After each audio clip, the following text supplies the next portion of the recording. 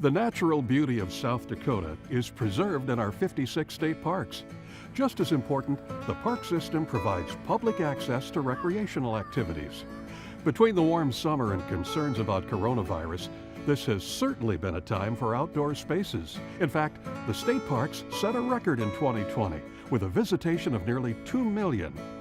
But there's never a bad time to get outside and enjoy some fresh air. Welcome to Dakota Life and greetings from Newton Hills State Park. Many of our state parks are adjacent to rivers or lakes, but several others showcase rolling hills, woodland areas, and hiking trails. Such is the case here at Newton Hills and all along the Coteau of eastern South Dakota to Seechee Hollow State Park near Sisseton. That park is a haven for hiking, bird watching, and trail riding, and native lore tells of spirits that reside within the woodland at Seechee Hollow. We'll have more on our park visit coming up, but first, we're headed to a site on private land just east of Pierre, where native lore connects land and Ian, a stone spirit of tribal mythology. It's a snake effigy made of rock, and the legend is as fascinating as the imagery. Sasway had this sort of period of time, as people often do before a vision or a vision quest, where, he was hearing voices that were calling to him. He knew that he was part of a kind of a spiritual encounter that was going to happen at a certain point.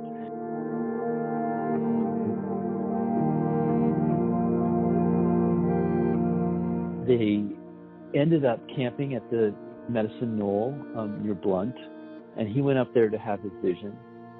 The way my grandfather was told it was that you could do a vision by standing and praying with the pipe, or you could do a vision in a somewhat different way by digging a kind of a hole with a kind of a little seat in it, and then you would put your head down and you would wait. And there's a tiny little other part of the story that also my dad tells in the book, which is that his cousin, Brown Bear, was sent up to check on him, to check on Sasway. And Brown Bear rode his horse up the Medicine Knoll and was stopped by all of these rattlesnakes.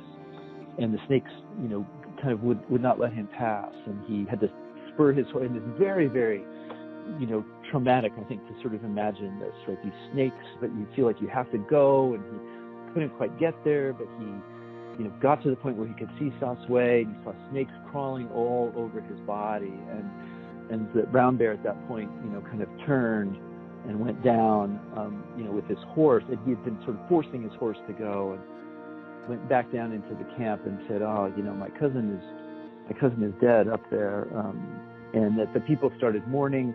And at that point, Sasway, in the middle of this mourning practice, Sasway came down off the hill, and there he was.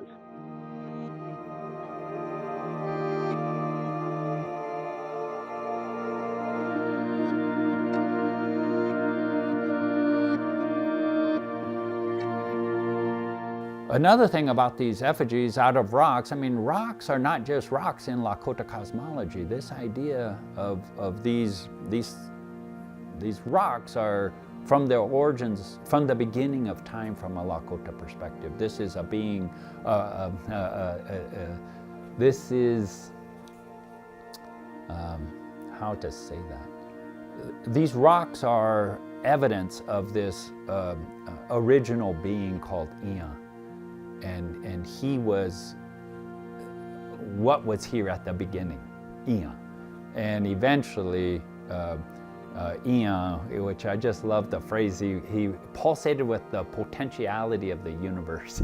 So this being eventually, through processes that are in Lakota cosmology, that he bled out and went from this amorphous, powerful being to this hard, brittle substance that we call rock today. So any of these rocks are, in Lakota cosmology, they're referencing Ian, that original being. So to use them to make a shape of anything can have these really strong cultural significance.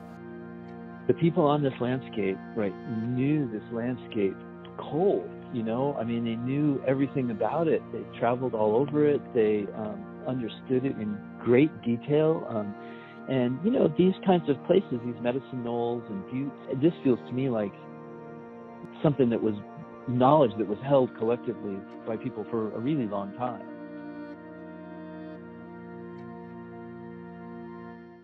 There is a similar connection to native lore at Good Earth Park at Blood Run just east of Sioux Falls.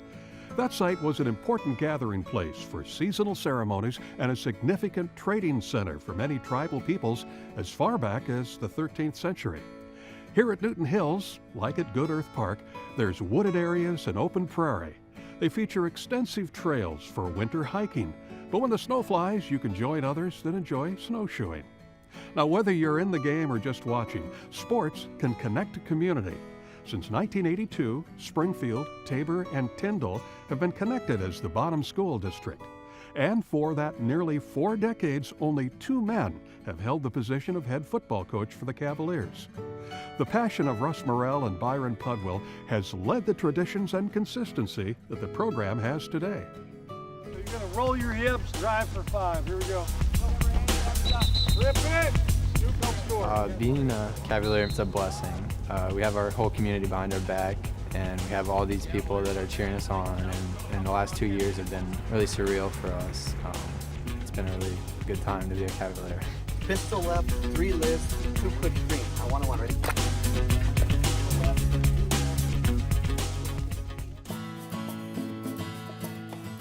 It's whatever you like, but most of the locals, I think, just rattle off Bonham. But if I'm doing an interview or calling somebody on the phone looking for new football, it's Bon Home, so it can go either way. You're trailing him, he's trying to hang on to the ball while you're coming behind and you're going to try to punch it out. Since 1982, the Bonham School District has consisted of 3 communities: Tyndall, Tabor, and Springfield. And since that point, only 2 men have coached the Cavaliers football team: Russ Morrell from the beginning until 1999, and then Byron Pudwill from 2000 to present day. Here we go, chop of the feet. Go! For nearly 4 decades, football at Bonham has been one of the most consistent programs in the state. Most will tell you it's because of the guys who have been in charge. When you think of Bonham football, you'll always think of Russ Morrell, Coach Pudwill. Those guys have been here forever, and that'll never be forgotten that way. The Cavaliers had many winning seasons throughout the 80s, but the mid-90s put the program on the map with 2 state championships. No, this time he hands off to Ronick, and he's in. A late signal, touchdown Bonham, and it's Josh Ronick. It was pretty awesome. Coming into it, back in '89, prior to that, we had a team that was right there, a heartbreaking loss against Sioux Valley back then, and we knew how much it meant to the community and the school and to us, the work we put into it. It was a pretty awesome situation. Great memory I'll never forget. Everybody did their part, and it came out the way we needed it to have it come out. I was coaching there with Russ, and it was a tight game. One of them was 7-6. I think the other one was 6-0 or 7-0. Good old 11V football back in the day. And I remember being super, super locked into the game because it was so tight. They had that popping a kid, and we had Ronick. So A, from a fun perspective, you didn't want to miss a play, and B, either one of them could pop a touchdown. To look up there and just see the dome packed, it was crazy. At the turn of the millennium, Coach Morrell moved on to coach at Wagner. It was his longtime assistant Pudwill who then moved up to the head coaching spot. Obviously, Byron learned from Russ, so a lot of the stuff that Russ did, we still do. I think he tries to adopt all of those same qualities. Obviously, as humans, we're all built a little different. We're wired a little different, so Byron's wired to be more emotional, probably like me, which we always talk about good cop, bad cop, so as long as you have a mixture, it all works out pretty good. Okay, on the snap, and if you guys read run, you guys are backpedaling. Here we go. In 2014, Coach Morrell passed away. But his legacy as a coach, person, and father live on today. One of the coolest memories I have of playing college football is when my dad traveled to to the 1996 national championship game when we won the national championship. You know, my parents were both teachers in South Dakota and didn't make very much money, and so it cost them a lot of money to travel all the way to that game. And I just still to this day so appreciative that he made the effort to be there and to support me. And obviously it's one of the things I miss the most about him is the fact that I can't talk football with him. You know, we're just lucky enough that we got one in, and that's the difference in the game. Can I say one thing to my son? All right, Chuck, this is for you, bud. He was my mentor. He was my, you know, if I know anything about coaching, it was through him. You know, I was coming in, I was about as green as you could be. It was my first year. I mean, experience was zero. I'm not sure what I said on the interview. I must have made something up, I don't know. But everything coaching-wise I owe to him. The head coach of the Bonham Cavaliers is Byron Pudwell. Pudwell led Bonham back to the promised land in 2018, where the Cavaliers won their third state title in program history. He's a pretty good coach. He knows what he's talking about. He'll tell you exactly what you're doing wrong and how to do it. You do something wrong and he'll get on you. He's a great coach. He truly cares about each and every one of us. He's there when we lift. He's always on us if we're doing something, and he's trying to correct us, and he's a great coach. Byron's done a phenomenal job. And, you know, really, when you want to say one thing, it's about consistency. 1980 through today, we're talking 40 years and only 2 head coaches during that time in 40 years. And obviously, you know, Byron was an assistant for many years for my dad while he was at Bonham. And so, you know, I think that speaks to why there is a tradition with the football program at Bonham.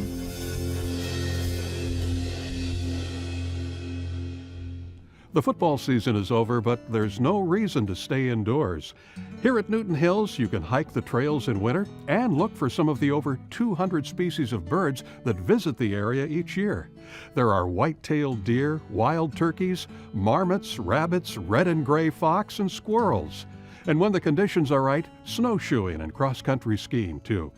But if you want to stay indoors, there is the historic Newton Hills Lodge. It was built in 1915 and it was the home of the park caretaker, but now is a guest rental that sleeps up to 12 guests. And Newton Hills is the first in the park system to have a new 2-bedroom modern cabin. And more like this one are likely coming to other parks. Just outside of Sioux Falls, a family medicine physician uses her farm as a getaway to de-stress for her own well-being. But the outreach of the getaway extends to a virtual learning experience, allowing children to connect with rural life and the animals that inhabit it. Get out of your vehicle at this farm near Garrettson, and chances are you'll get a warm and fuzzy welcome. Dr. Beth Jensen and her family adopted these orphan lambs. They're just a few of the dozens of animals on the farm and are part of a program created by the Jensens called Glean for Good. Glean means leftover crops. Yeah, this is where we collect our eggs. The Jensens are living off the land, doing everything from growing vegetables to making their own maple syrup. This vision started out like literally as seeds and saplings and has grown into something in which there's a place to come experience this kind of life out here, and has become a teaching ground so that especially the generation of my own kids are able to come out and see that they can do that for themselves. The idea was born out of a doctor's concern for the health and well-being of her patients.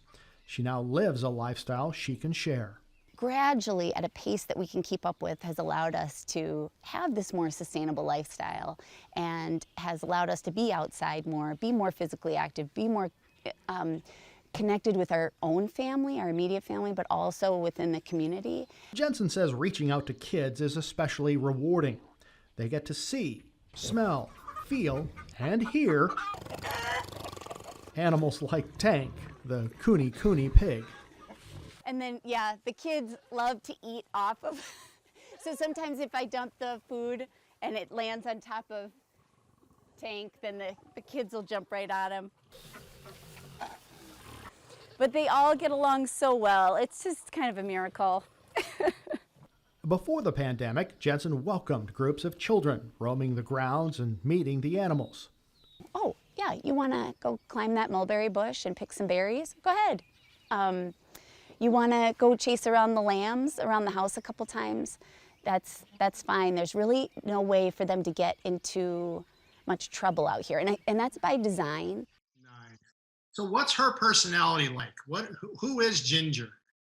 So Ginger is well, so in general she's pretty shy, but once we catch her, she usually is. She loves the camera. Because of COVID-19, the extensive tours are on hold.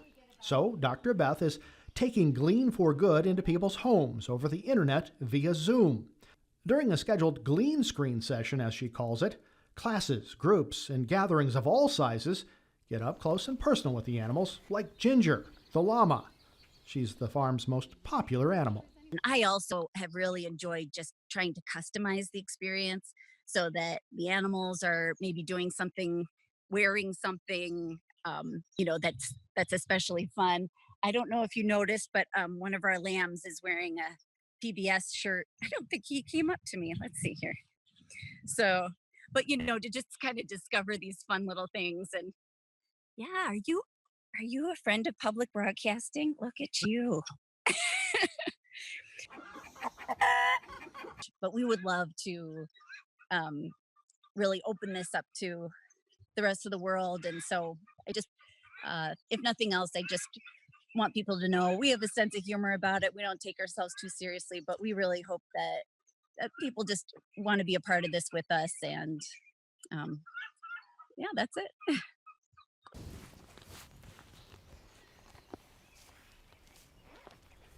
Having some time to take personal inventory or help others is essential to a healthy lifestyle.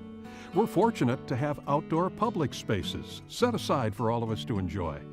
From here in Newton Hills, south to where the Sioux River joins the Missouri River, is the Adams Preserve and Nature Area, and no park entrance fees are required there. You can enjoy the hiking trails, archery range, cross-country skiing, or learn more about the homestead history. There's a lot of history in the tradition of branding. It's a long-standing means to identify livestock, but there are powerful memories in brands, and some families hold on to them even when they're not in use.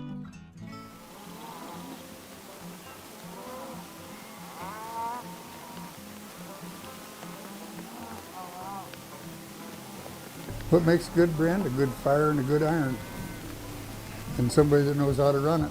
It's getting as many brands recorded anymore, and nobody goes to the trouble of changing the shape of brands or like that anymore. If they're going to steal cattle, they'll just take the cattle and rebrand them, or easier to take the money.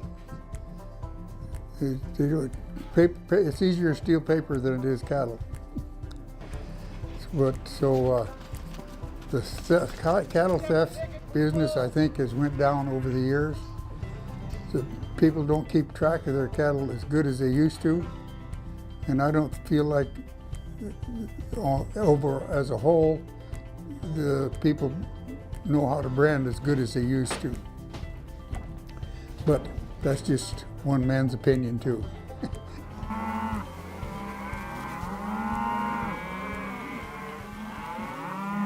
A good brand is one that goes on easily, won't blotch, and is very legible, very easy to read. Just like everybody makes jokes about doctors' handwriting, it's the same thing with brands. When you put a brand on, you want it to look crisp and legible so that you can see it from a distance. The cow we got this morning, we were probably 50 yards away or maybe even 100 yards away, and I could read the brand on that cow's side and recognize it and say, oh yeah, that belongs to my neighbor. When you look at this South Dakota State Brand Book, it's terribly thick and there's a lot of brands in there. So when someone new comes into the industry and wants a brand, it's very hard to get a good brand that actually works. And when I say works, it doesn't blotch, it's easy to put on, it's easy to read. This is a 1937 brand book and the size of it. And then brand books are published every 5 years. So this was the last brand book that we published in 2015. And if you can see the difference and the thickness of where we come in and the number of brands that we have. Brands have a lot of sentimental value to individuals because they identify that person's livestock. And so there's a lot of brands where, you know, someone's grandfather may have used it and passed it down, but there's no longer anyone operating a ranch or in a need for it, but because it was something that their grandfather had originally registered, they continue to keep the registration current. It is a family crest, and the old expression, you ride for the brand. When you hire on to work for a ranch, you're loyal to that ranch. That's your first loyalty. You know, we don't work a lot of 9 to 5 days. There's certain times of the year where things slack off, but especially like during calving time and haying time, I know in certain times in storms during calving, blizzards, you basically are working 24 hours a day. You might catch a catnap now and then, but you're there till the job is done. And so if you're loyal to the brand, you don't shirk. You're proud of the fact that, you know, you can do this work and you do it. This is the first year in our survey and our brand renewals. We hope to find out how many brands out there that are not currently being applied to livestock. So once we get done, we'll have all the survey question information. We'll be able to compile that and actually get a somewhat of an accurate information on how many are actually being used and those that are just being kept for sentimental reasons.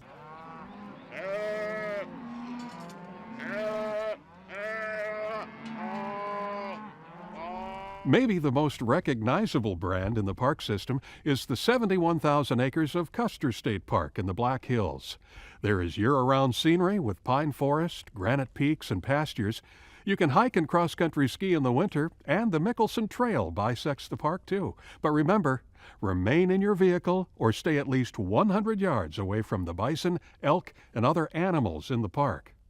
Here at Newton Hills, as in some parks around the state, the winter activity may be hunting. October through April, bow hunting is allowed in the park, but a note for visitors, hunters will not be using the high traffic areas near the hiking trails, and there are bow and firearm restrictions within the campground and picnic areas. Pheasant hunting is a generations-old tradition. For decades, the Konieczny family has hosted hunters on their farm near Kimball. It's their way of sharing the tradition with family, friends, and hunters from across the nation.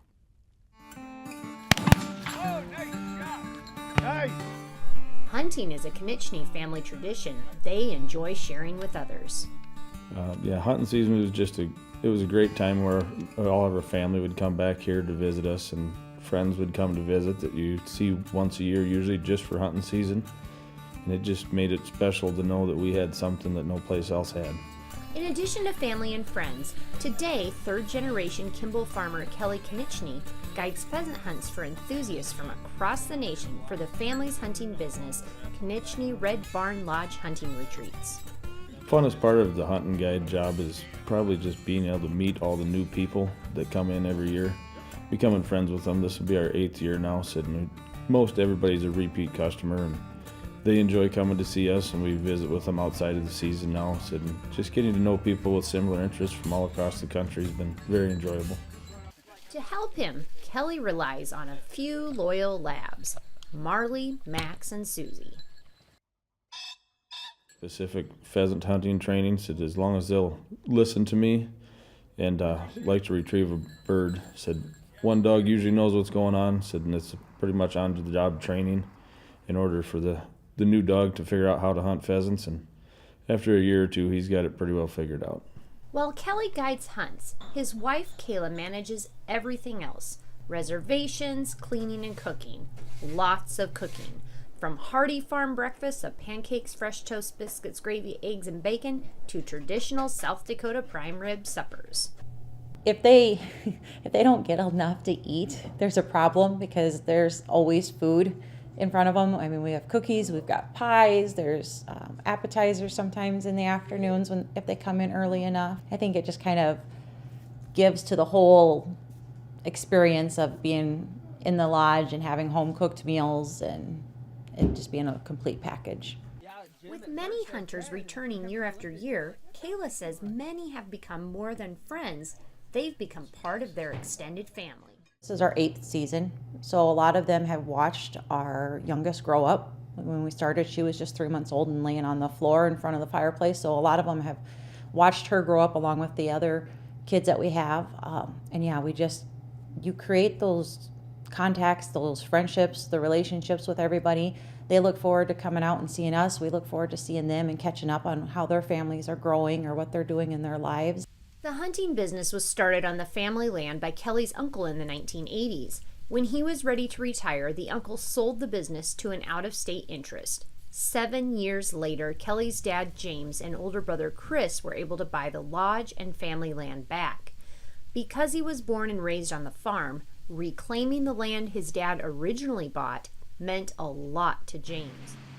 Well, my father worked pretty hard to put it all together, and I hated to see it owned by a total stranger, not a state interest, and I was glad to get it back and put it in the families because it was something that he started. And I know he's smiling down on us now that we got it all back.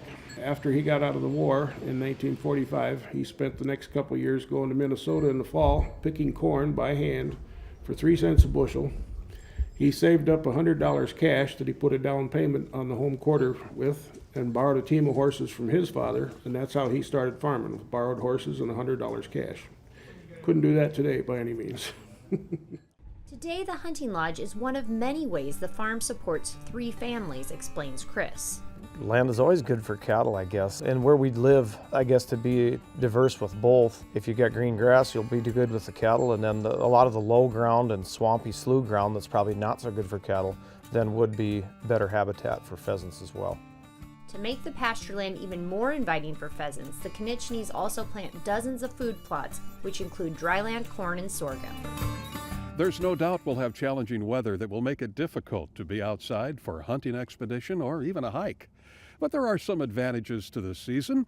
Many of the state parks are adjacent to lakes and rivers to help give you access to ice fishing. Most of our parks are named for their location or a historical figure or event. So, how did our host park become Newton Hills? Well, the park was named after William Newton, who settled in this area in the 1850s. Newton's wife was a midwife, and until the 1870s, she was the only European American north of Vermilion who could deliver babies or cure the sick. Each August, Newton Hills hosts the Sioux River Folk Festival. But even though there isn't music drifting through the trees right now, come on out and enjoy the soundtrack of winter in Newton Hills or a city or state park near you. When you're back indoors, you can find out more about the stories of all the wonderful places we have to visit in the state at sdpb.org/Dakota Life.